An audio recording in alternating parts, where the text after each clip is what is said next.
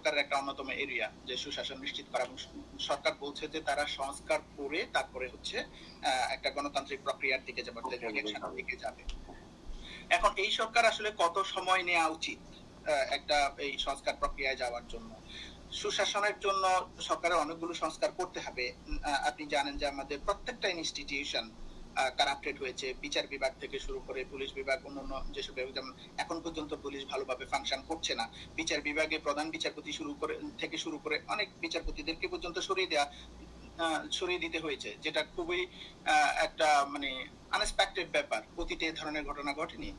তো দলীয়করণ, যে পর্যায়ে দলীয়করণ হয়েছে, এবং ইভেন আপনি যদি বলেন যে সুশাসনের জন্য আইনের শাসন দরকার, আমি বলবো যে আসলে আইনের শাসন দিয়ে বাংলাদেশের সুশাসন নিশ্চিত করা সম্ভব না। কারণ বাংলাদেশের আইনগুলোই তো করা হয়েছে কালো আইন। যে গত 15 বছরে অনেকগুলো আইন এসেছে যে আইনগুলো কালো আইন হিসেবে মানুষ চিহ্নিত করেছে। যেমন যে রাজনৈতিক সভা মিছিল করার ক্ষেত্রে নিয়ন্ত্রণ করা, সংবাদপত্রে প্রকাশনা আইন, সন্ত্রাস বিরোধী আইন, তারপরে আপনার ডিজিটাল নিরাপত্তা আইন, যেটাকে পরবর্তীতে সাইবার সিকিউরিটি আইন করেছে।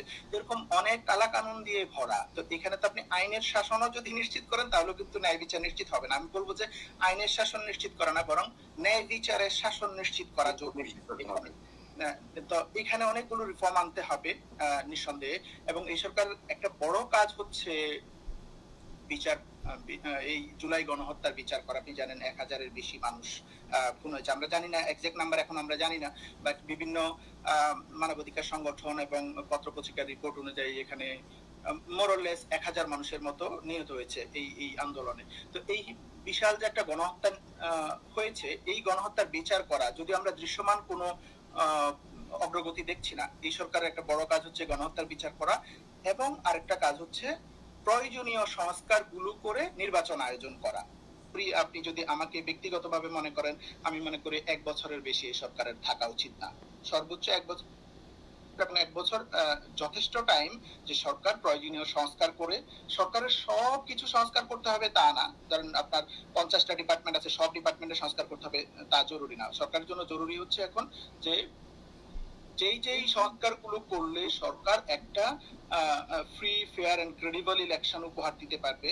এই জন্য একটা কমিশন হচ্ছে, এবং বিচারের জন্য কমিশন গঠন হচ্ছে। যেমন আইসিটি থেকে উদ্যোগ নেওয়া হচ্ছে যে আইসিটির আন্ডারেই বিচার করা হবে। যদিও আমি মনে করি এটা প্রয়োজন ছিল একটা স্পেশাল ট্রাইব্যুনাল করে এই গণহত্যার বিচার করা। বাট এনিওয়ে, এই আইসিটি যদি প্রয়োজনীয় সংস্কার করে বিচার করা হয়, এবং আমি মনে করি অবশ্যই সেটা একটা ন্যায় বিচার হতে হবে, যেটা নিয়ে কোনো ধরনের প্রশ্ন উত্থাপন হতে না পারে জাতীয় বা আন্তর্জাতিক কোনো পর্যায় থেকে।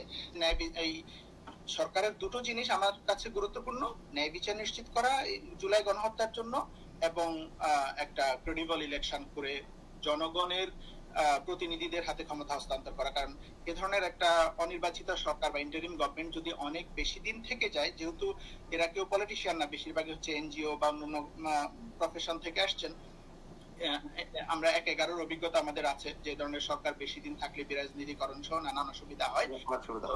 তো আমি মনে করি 1 বছরের মধ্যেই তাদেরকে নির্বাচন দেওয়া উচিত।